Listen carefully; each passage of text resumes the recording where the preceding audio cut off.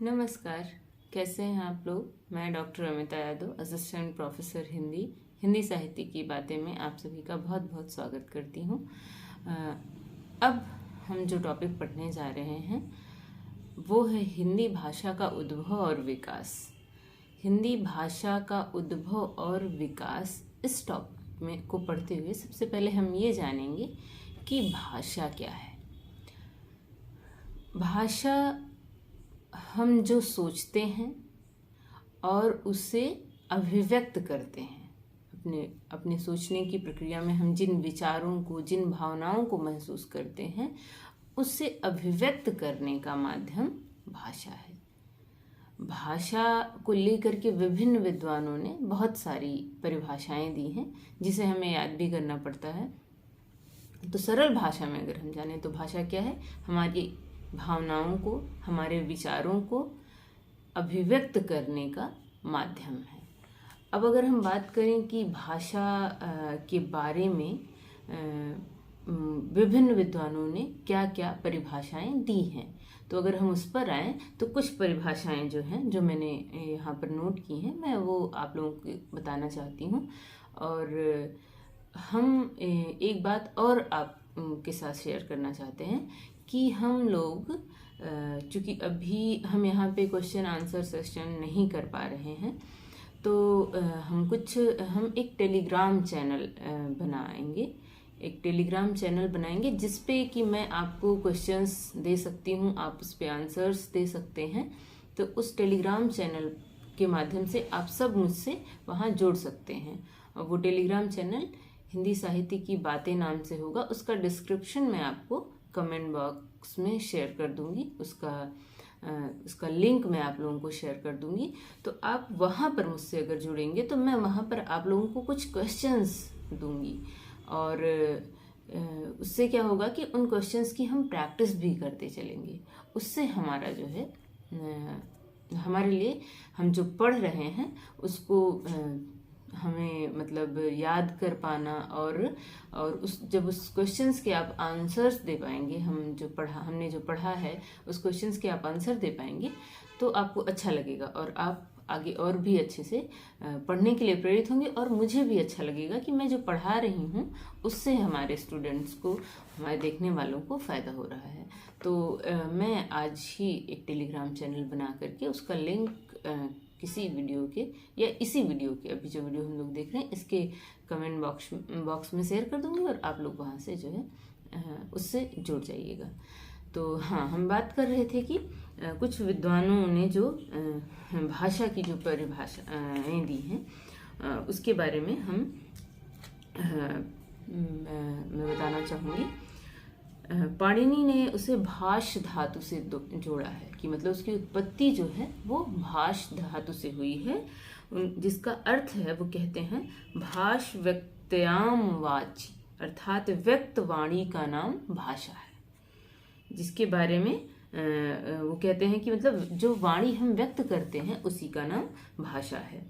महर्षि पतंजलि ने भी भाषा का अर्थ देते हुए कहा है, व्यक्ताः वाचि वर्णाम शेषाम व इते व्यक्त वाचः, वर्णों के द्वारा व्यक्त सार्थक वाणी का नाम भाषा है।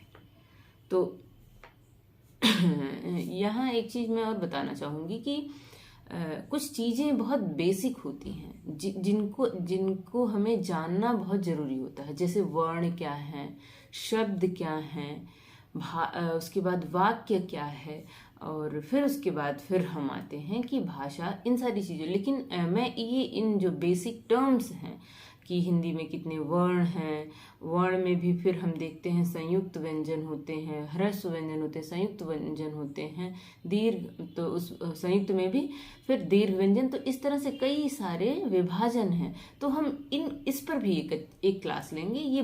इससे बहुत सारे प्रश्न भी आते हैं और जो गलत हो जाते हैं, तो मैं इस पर एक क्लास लूंगी, वर्ण। तो अभी आप वर्ण जैसे अभी आया तो मुझे उससे याद आया।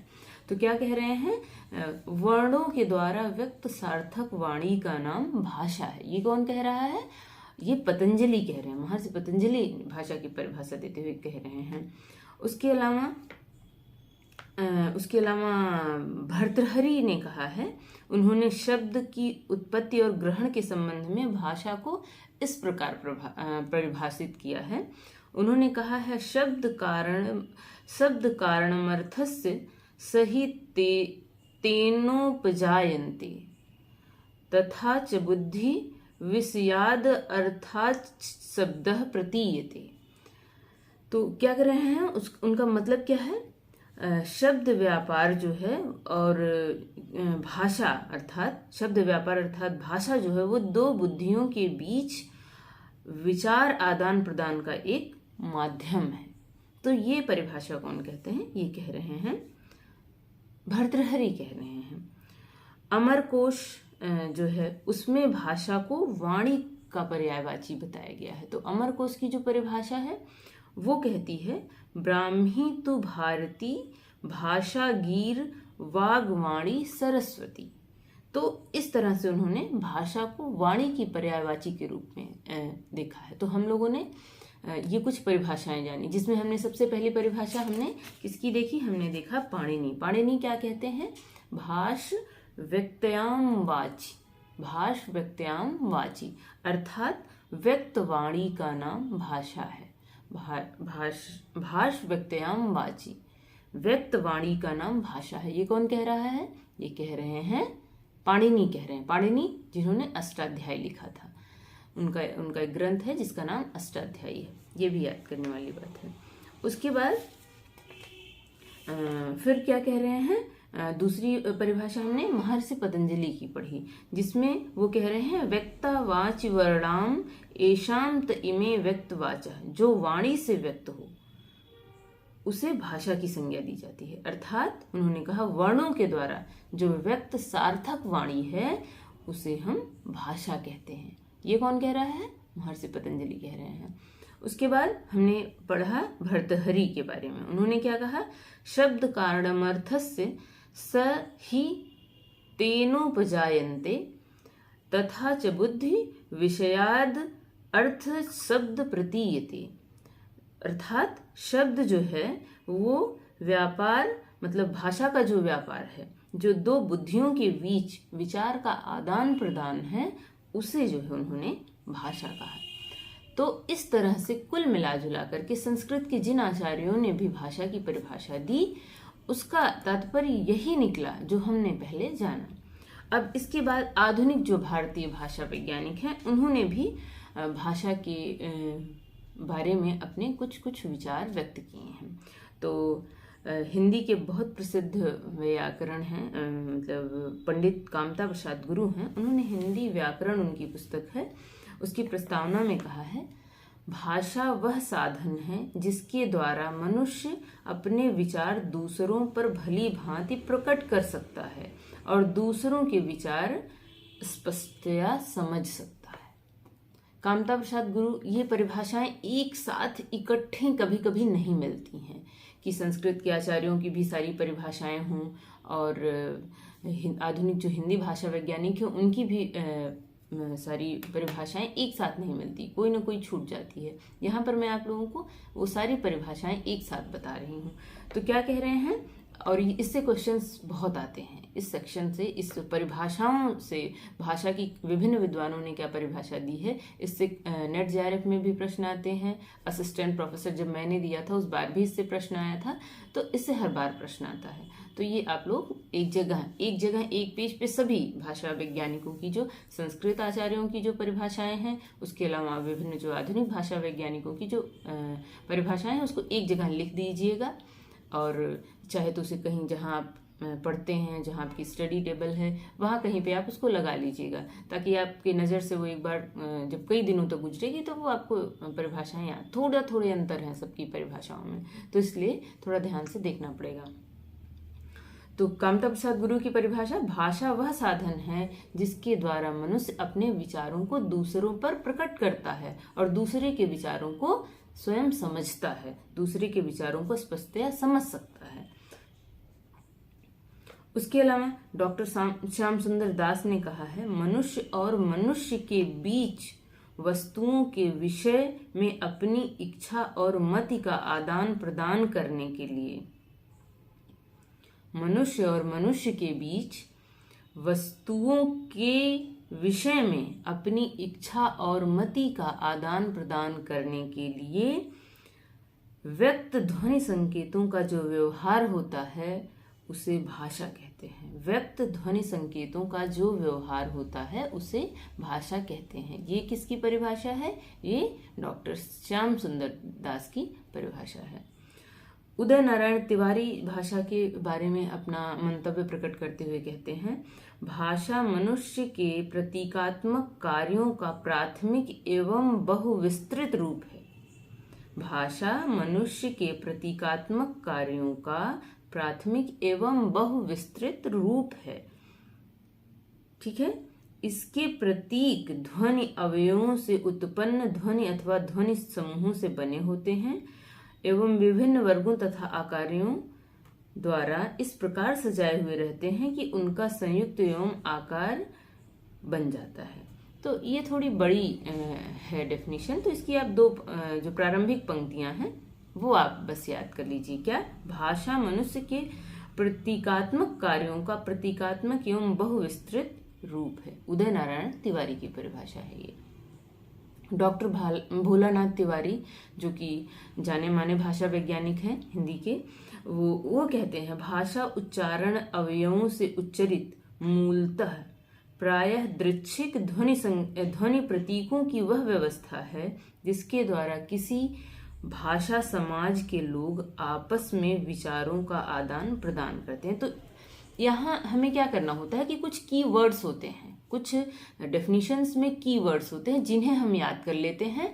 तो हम जब जहाँ पर ऑब्जेक्टिव एग्जाम्स होता है, खासतौर से ये ऑब्जेक्टिव एग्जाम्स के लिए ज़्यादा महत्वपूर्ण होता है, क्योंकि जहाँ पर लिखना होता है वहाँ पर आपको एक या दो आप किसी भी भाषा वैज्ञानिक की परिभाषा याद कर लीजिए और उसे आप अपने आंसर में लिख दीजिए, उतना ही सफिशिएंट है, सारी आपको लिखना नहीं पड़ता। लेकिन जहाँ पर ऑब्जेक्टिव जो प्रश्न आते हैं वहाँ पर इनके ऐसे दे दिया जाता है और पूछ लिया जाता है कि भाषा के संबंध में ये किसने परिभाषा दी है। तो क्या होता है कि हम उनके कुछ कीवर्ड्स याद कर लें।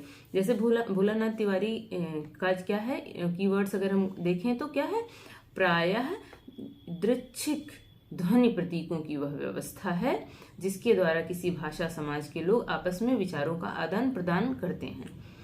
भाषा उच्चारण अवयवों से उच्चरित मूलतः प्रायः दृच्छिक ध्वनि प्रतीकों की वह व्यवस्था है जिसके द्वारा किसी भाषा समाज के लोग आपस में विचारों का आदान प्रदान करते हैं। तो ये हो गया इनका क्या, इनका जो हमने कीवर्ड ढूंढा क्या हो गया, प्रायः दृच्छिक ध्वनि प्रतीकों की वह व्यवस्था है। तो इससे जो है ये याद हो जाएगा कि ये भोलानाथ तिवारी की जो डेफिनेशन है उसमें प्रायः दृच्छिक ध्वनि प्रतीकों की व्यवस्था, तो भूलेगा नहीं। ऐसे ही हमने जब इनका पढ़ा था कामता प्रसाद गुरु का, तो उसमें क्या था कि हम अपने विचारों को दूसरों पर प्रकट करते हैं और दूसरों के विचारों को ग्रहण करते हैं। यह भाव जिस परिभाषा में आए वो जो है कामता प्रसाद गुरु की परिभाषा है, तो वो उससे नहीं भूलता है। उसके अलावा आचार्य किशोरी प्रसाद वाजपेयी जी जो भाषा की परिभाषा देते हैं, उनके अनुसार विभिन्न अर्थों में सांकेतिक शब्द समूह ही भाषा है।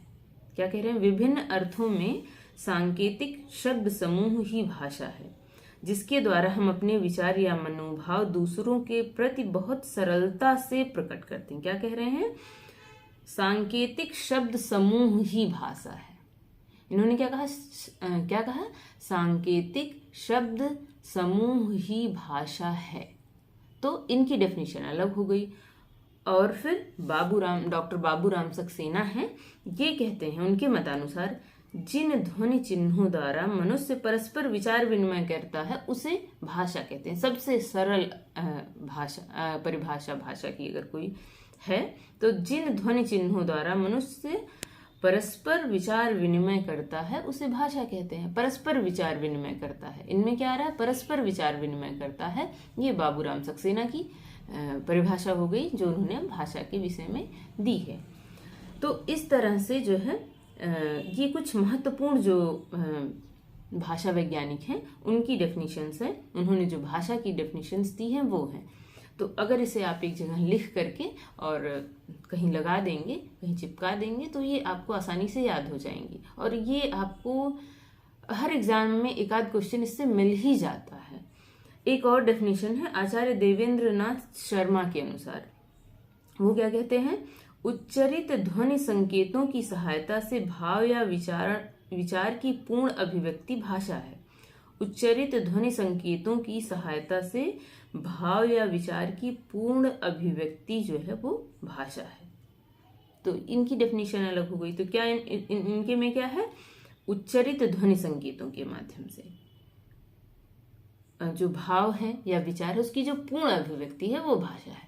तो ये देवेंद्र नाथ शर्मा की डेफिनेशन हो गई। तो इस तरह से जो है इनको याद करके इसे क्या करना है? हमें याद करना है, इसे लिख करके हमें याद करना है। अभी अगर हम कुछ पाश्चात्य विचारकों की भी देख लें कि उन्होंने भाषा के बारे में क्या कहा है, तो क्रोंचे क्या कहते हैं? Language is articulate limited organised sound employed in expression. क्या कह रहे हैं? Language is articulate limited organised sound employed in expression. अर्थात अगर इसको हिंदी में कहें, भाषा उस स्पष्ट, सीमित और सुसंगठित ध्वनि को कहते हैं जो अभिव्यंजना के लिए नियुक्त की जाती है। क्या कह रहे हैं?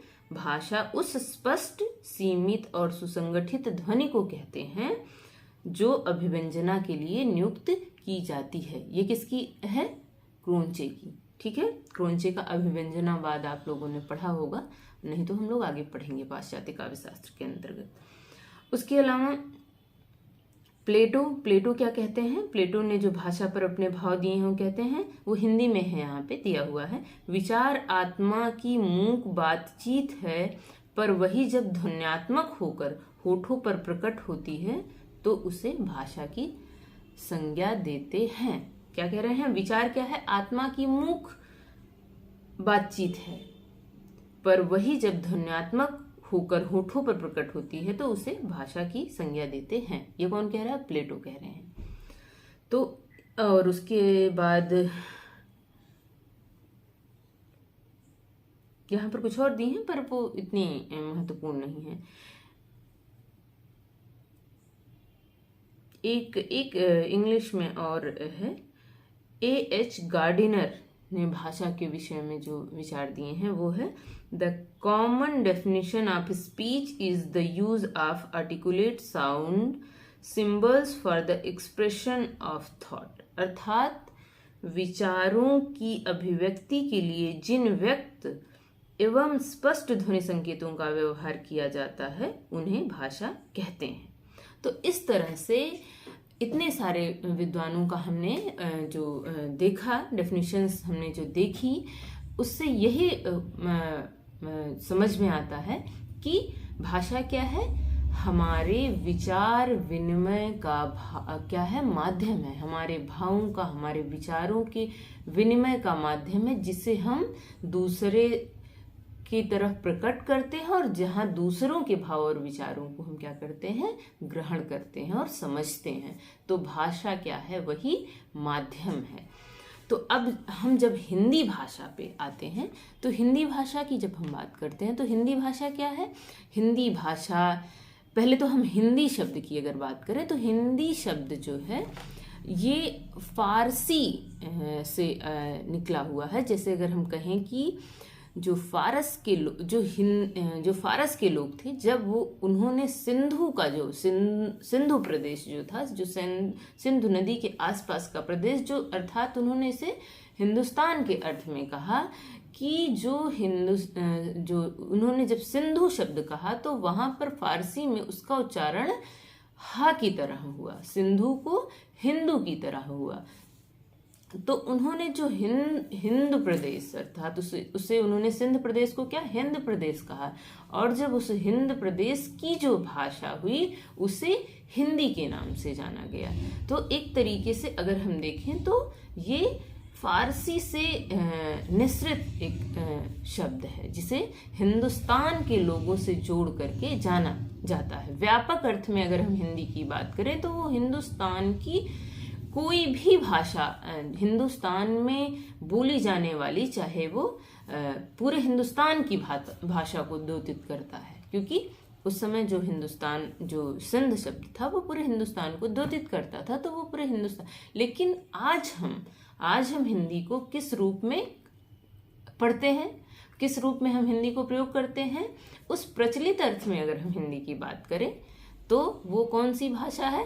वो जो हिंदी भाषी जो हमारे प्रदेश हैं, जो लगभग 40 से 42% का क्षेत्र है, जहाँ पर हिंदी बोली जाती है, समझी जाती है, लिखी जाती है, और साहित्य में जो हिंदी प्रयुक्त होती है, जिसे हम आज खड़ी बोली के रूप में देखें, तो यहाँ पर हम एक तरीके से कहेंगे तो हिंदी का अर्थ क्या हो गया? सीमित हो गया और प्रचलित अर्थ है। इसी में अगर हम हिंदी कहते हैं तो आप कोई भी उसी हिंदी के बारे में समझता है। तो अगर हम उस हिंदी की बात करें तो उस हिंदी का उद्भव कैसे हुआ, उस हिंदी का विकास कैसे हुआ, ये एक लंबी प्रक्रिया, लंबी परंपरा, मतलब एक लंबी परंपरा के द्वारा जो हमारी संस्कृत है, जो हमारी संस्कृत से ही जो है परस्पर विकसित होते हुए आज जिस रूप में हम हिंदी को देखते हैं, यहाँ तक हिंदी पहुंची है।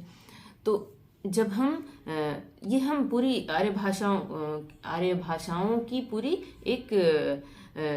एक यात्रा है, एक विकास यात्रा है, जिससे चरण दर चरण गुजरते हुए हमारी जो हिंदी भाषा है वो क्या कहते हैं, आज के इस रूप में पहुंची है।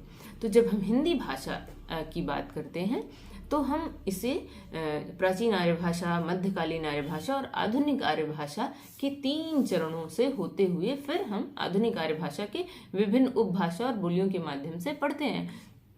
तो जब हम प्राचीन आर्य भाषा की बात करते हैं तो हम देखते हैं कि ये जो विकास यात्रा शुरू होती है वो प्राचीन आर्य भाषा से होते हुए प्रारंभ होती है, और जिसका समय 2500 ईसा पूर्व से 500 ईसा पूर्व तक माना जाता है। तो प्राचीन आर्य भाषा में कौन सी भाषाएं हैं? तो हम देखते हैं प्राचीन आर्य भाषा में वैदिक, संस्कृत, और चूंकि हमने कहा ना कि मूल जो है वो संस्कृत है, तो प्राचीन आर्य भाषा में वैदिक संस्कृत और लौकिक संस्कृत 2 रूपों में हम देखते हैं। तो हम जानते हैं कि कोई भी भाषा जो होती है वो उसके 2 रूप होते हैं, वो 2 रूपों में संचरणशील होती है। एक तो लोक भाषा होती है जिसमें लोक साहित्य रचा जा रहा होता है, लोक जनमानस होता उसकी भाषा होती है, और दूसरी कौन सी होती है? एक आभिजात्य वर्ग की भाषा होती है, एक जिसमें कि ज्ञान की बातें होती हैं, जिसमें कि विवेक, ज्ञान और हम कह रहे हैं कि जो है परिनिश्चित भाषा होती है, और जिसमें कि ज्ञान संबंधी साहित्य लिखा जा रहा होता है, जिसमें चिंतन हो रहा होता है, वो आभिजात्य भाषा होती है। तो जो जनमानस की भाषा होती है उसे हम लोक भाषा के रूप में जानते हैं, और जो उस चिंतन की, ज्ञान की, साहित्य की भाषा होती है, अभिजात्य भाषा होती है, उसे हम साहित्य की भाषा के रूप में देखते हैं। तो वैदिक संस्कृत जो थी वो क्या थी? वो अभिजात्य भाषा थी जिसमें कि साहित्य रचा जा रहा था, जिसमें कि ज्ञान की और चिंतन की बातें हो रही थी। और एक जो लोक जनमानस की भाषा थी जिसे कि हम लौकिक संस्कृत के रूप में जानते हैं, जो परस्पर जो जिसमें तो जब हम तो उस जो ज्ञान की बातें, चिंतन की बातें जिसमें हो रही थी, उसमें क्या लिखे जा रहे थे? उसमें वेद लिखे जा रहे थे, उसमें उपनिषद लिखे जा रहे थे, ब्राह्मण लिखे जा रहे थे, आरण्यक लिखे जा रहे थे। इस तरह के ग्रंथ जो लिखे जा रहे थे वो जिसमें लिखे जा रहे थे उसे हम वैदिक संस्कृत के नाम से जानते हैं। तो उसी समय लौकिक संस्कृत, जिसे हम लोक जनमानस की भाषा कहते हैं, लगभग 6वीं शताब्दी ईसा पूर्व जो पाणिनि नाम के व्याकरण हुए हैं, तो उन्होंने जो वैदिक संस्कृत है उसे छांदस भाषा के नाम से उसका नाम दिया। और उन्होंने जो लोक जनमानस की भाषा थी, जो लोक भाषा थी, उसको क्या किया, संयमित किया, उसको अनुशासित किया, उसका परिष्कार किया, और उसके बाद उन्होंने उसे उसका एक व्याकरण निर्मित किया, उस व्याकरण के द्वारा उसे संचालित किया, व्याकरण के द्वारा उसे अनुशासित किया, और उसी भाषा को हम लोग लौकिक संस्कृत, और बाद में वही जो है संस्कृत के नाम से जो है प्रचलित हुई। और उसी में बहुत सारे महाकाव्य, व्याकरण ग्रंथ, काव्य, नाटक, ये सब लिखे गए। जैसे हम देखते हैं आगे चल करके कि पाणिनि ने उसी में जो है अपना अष्टाध्यायी लिखा, पतंजलि ने महाभाष्य लिखा, कालिदास ने अभिज्ञान शाकुंतलम, रघुवंशम, तो इस तरह के बहुत सारे ग्रंथ लिखे गए। किरातार्जुनीयम, भास के नाटक लिखे गए, शूद्रक और बाणभट्ट, विभिन्न जो संस्कृत के विद्वान और आचार्य रहे हैं, और बहुत सारे काव्य शास्त्रीय ग्रंथ जो है वो उसी भाषा में लिखे गए, जिसे लौकिक संस्कृत या जो है संस्कृत, जो बाद में संस्कृत के नाम से प्रचलित हुई, इस रूप में हम देखते हैं। तो ये जो है 2500 ईसा पूर्व से लेकर के 500 ईसा पूर्व तक ये जो संस्कृत की जो परंपरा रही है, जो वैदिक संस्कृत और लौकिक संस्कृत के रूप में जानी गई, तो ये जो है हम देखते हैं कि ये प्राचीन आर्य भाषा के विकास का चरण रहा है। और इसी प्राचीन आर्य भाषा के बाद जो है हम देखते हैं कि मध्यकालीन, अगला जो चरण आता है वो किसका आता है, मध्यकालीन आर्य भाषा का चरण आता है। तो मध्यकालीन आर्य भाषा में के बारे में जब हम देखते हैं, तो जब हम देखते हैं कि संस्कृत जो है इसमें जब जो लौकिक संस्कृत की जो हम बात करते हैं, तो जब लौकिक संस्कृत परिमार्जित होकर के जब उसमें भी क्या लिखे, साहित्य रचा जाने लगा, तो एक तरीके से वो भी परिष्कृत होने लगी। वो लोग थे, जो लोक जनमानस के बोलचाल में कम प्रयुक्त होने लगी। वो कैसे, विद्वानों की भाषा होने लगी, शिष्ट जनों की भाषा होने लगी। तो फिर उसने लोक जनमानस की जो जमीन थी उसे छोड़ दिया, तो उसका अब एक अभिजात्य वर्ग की भाषा बनने की तरफ वो खुद उन्मुख होने लगी। तो जो लोक उसके पैरेलल, उसके समानांतर एक भाषा, हमेशा एक भाषा जो है वो लोक और जनमानस की भाषा के रूप में चलती रहती है। तो वो जो भाषा हुई उसे प्राकृत के नाम से जाना गया। तो उस प्राकृत के नाम से जिसे जाना गया, उसके बारे में कहा जाता है कि प्राकृत जनानाम भाषा प्राकृतम, अर्थात प्राकृत मतलब जो प्राकृतिक, जो सामान्य लोगों की, जनानाम भाषा, जो उनकी भाषा है, उसको हम प्राकृत के नाम से जानते हैं। तो इस तरह से संस्कृत और प्राकृत परस्पर समानांतर चल रहे थे, और संस्कृत जो थी वो शिष्ट भाषा के रूप में, अभिजात्य वर्ग की भाषा के रूप में विकसित हो रही थी, और जो प्राकृत है वो जो है लोक जनमानस की भाषा के रूप में विकसित हो रही थी, और जो है उसका विकास हो रहा था। तो उसी समय इसीलिए जो है जो जैन आचार्य हुए, उन्होंने अपने उपदेशों को, चूंकि वो क्या थे, उपदेशक थे, एक तरीके से समाज सुधारक थे, तो बौद्ध धर्म और जैन धर्म के जो दोनों उस समय के महापुरुष हुए, तो उन दोनों लोगों ने अपनी भाषा को, अपने उपदेशों को अपनी भाषा के रूप में किसको चुना, प्राकृत को चुना। तो जैन आचार्य हुए, जो जैन उपदेशक, जैन स्वामी महावीर जिनके नाम से जिन्हें हम जानते हैं, उनके उपदेशों की भाषा को हम प्राकृत के नाम से, और जो है बुद्ध जो है, महात्मा बुद्ध के जो उपदेश हैं, महात्मा बुद्ध के जो उपदेश हैं, उनके जो भी उपदेश संकलित किए गए, उनसे संबंधित जो साहित्य लिखा गया, उसे पाली के रूप में हम जानते हैं। तो पाली और प्राकृत, ये दोनों प्राकृत के ही रूप हैं, परंतु प्राकृत जो है हम देखते हैं कि वो जैन धर्म की भाषा के रूप में, और पाली जो है वो बुद्ध के वचनों को पालने वाली भाषा के रूप में हम पाली को देखते हैं। तो पाली प्राकृत और अपभ्रंश, ये 3 जो है मध्यकालीन आर्य भाषा के अंतर्गत आते हैं। तो कैसे इनका जो विकास हो रहा है, ये कैसे हो रहा है, और कैसे एक संक्रमण काल भी है, और कैसे ही एक जो भाषा है, जैसे पहले वैदिक संस्कृत से लौकिक संस्कृत जुड़ी हुई, और फिर लौकिक संस्कृत से किस तरह से प्राकृत जुड़ी हुई है, और प्राकृत और पाली कैसे एक ही भाषा के बस 2 रूप हैं और 2 विभिन्न संप्रदायों के द्वारा प्रयोग किए जा रहे हैं, ये हमने देखा। और फिर वो भी चरणबद्ध रूप से जो है विकसित हो रहे हैं, कुछ प्रवृत्तियां अपनी छोड़ते जा रहे हैं। हम लोग भाषा विज्ञान के सेक्शन में इनकी सारी विशेषताएं भी पढ़ते चलेंगे। अभी मुझे बस केवल हिंदी साहित्य, मतलब हिंदी आज के रूप में कैसे आई, उसकी एक यात्रा के बारे में पढ़ना है। अगर हम उधर जाएंगे तो फिर हम अपने टॉपिक से भटक जाएंगे। तो इसलिए हम अभी बस यही जानेंगे कि मतलब कैसे ये इनका विकास हुआ, इसको जानेंगे। फिर भाषा विज्ञान के सेक्शन में हम लोग इसे पूरा अच्छे तरीके से पढ़ेंगे। तो हम क्या देखते हैं, हम ये देखते हैं कि जब ये जो मध्यकालीन आर्य भाषा का जो समय है वो 500 ईसा पूर्व से 1000 ईस्वी तक चलता है।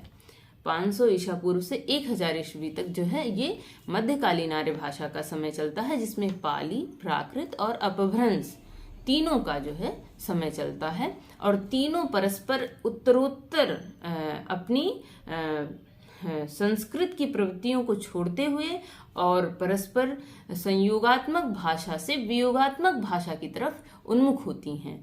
तो अपभ्रंश जो है वो उसके बाद, अपभ्रंश के बाद ही हम, जब अभी मध्यकालीन आर्य भाषा हो गई, उसके बाद जो है हम आधुनिक आर्य भाषा में आ जाते हैं। तो जो अपभ्रंश है इसे हम जो है आधुनिक आर्य भाषा और मध्यकालीन आर्य भाषा दोनों के बीच की कड़ी के रूप में देखते हैं। और फिर अपभ्रंश के बाद आधुनिक आर्य भाषा आ जाती है। तो वहां जब आधुनिक आर्य भाषाएं आ जाती हैं तो हम देखते हैं तो इसका एक पूरा विभाजन है। तो आधुनिक आर्य भाषा के अंतर्गत फिर अपभ्रंश जैसे अपभ्रंश का क्षेत्रवार हम विभाजन देखते हैं।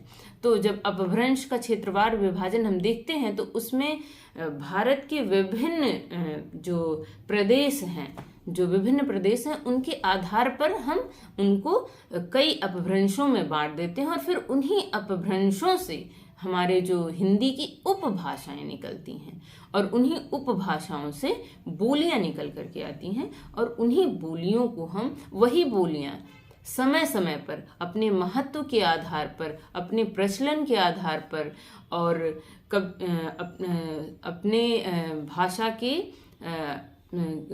कभी जब वो केंद्र में रही, केंद्र की भाषा रही, तो वो साहित्य की भाषा के रूप में प्रयुक्त होती रही हैं।